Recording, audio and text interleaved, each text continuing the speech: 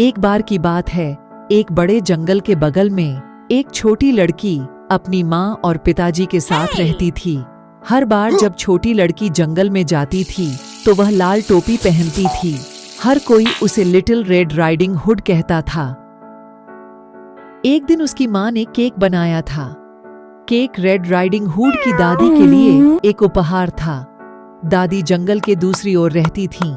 Red editing hood की माँ ने उसे दादी के पास केक ले जाने के लिए कहा। माँ ने रेड राइडिंग हुड से कहा कि रास्ते पर चलते रहो और कहीं मत रुको। देखें ने उससे कहा कि वह अजनबियों से बात न करें। माँ और रेड राइडिंग हुड ने एक दूसरे को अलविदा कहा। लिटिल रेड राइडिंग हुड जंगल में चला गया। उसके हाथ पर एक टोकरी थी जिसके अंदर केक था। एक बड़ा बुरा भेड़िया उसे देख रहा था। वह बहुत भूखा था। लिटिल रेड राइडिंग हुड ने उसे नहीं देखा। वह रेड राइडिंग हुड के पास आया। भेड़िए ने मित्रतापूर्ण व्यवहार करने का प्रयास किया। उसने रेड राइडिंग हुड से पूछा कि वह कहाँ जा रही है। उसने उससे कहा कि वह जंगल के दूसरी ओर अपनी दादी से मिलने जा रही है। बड़े बुरे भेड़िए ने रेड राइडिंग हुड से कहा कि उसे दादी के लिए कुछ फूल चुनने चाहिए।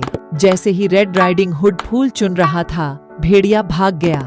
वह रेड राइडिंग हुड से पहले दादी के घर जाना चाहता था। बड़ा दुष्ट भेड़िया दादी के घर पहुंचा।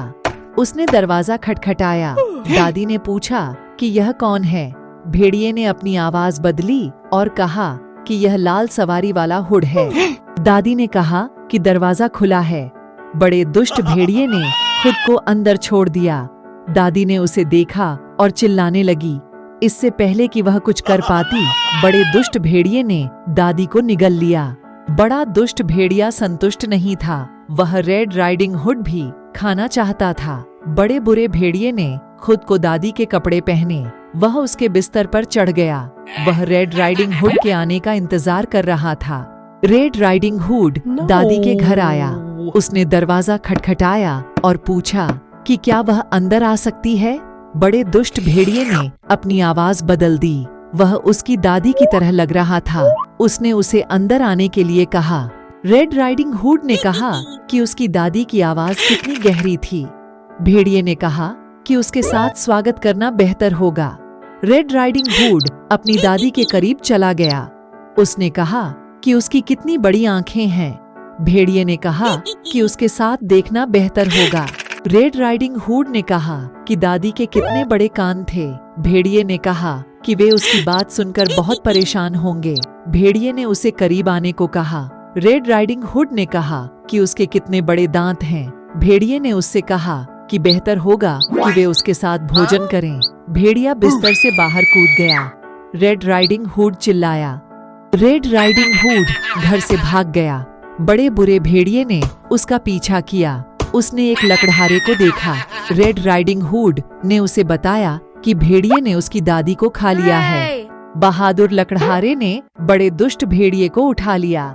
उसने उसे हिलाया और दादी बाहर आ गईं। वह हिल गई थी लेकिन सुरक्षित और ठीक थी। लकड़हारा, दादी और रेड राइडिंग हुड सभी ने भेड़िए को भागते हुए देखा। वे अब खुश थे। बड़ा दुष्ट भेड़िया चला गया था। रेड राइडिंग हुड और उसकी दादी ने लकड़हारे को धन्यवाद दिया। लिटिल रेड राइडिंग हुड ने अपनी दादी और लकड़हारे से कहा कि उसने एक सबक सीखा है। वह हमेशा अपनी माँ के निर्देशों का पालन करेगी और फिर कभी किसी अजनबी से बात नहीं करेगी। अगर ये वीडियो पसंद आई हो तो चैनल को लाइक सब्सक्राइब करना ना भूलिएगा। तब तक के लिए धन्यवाद।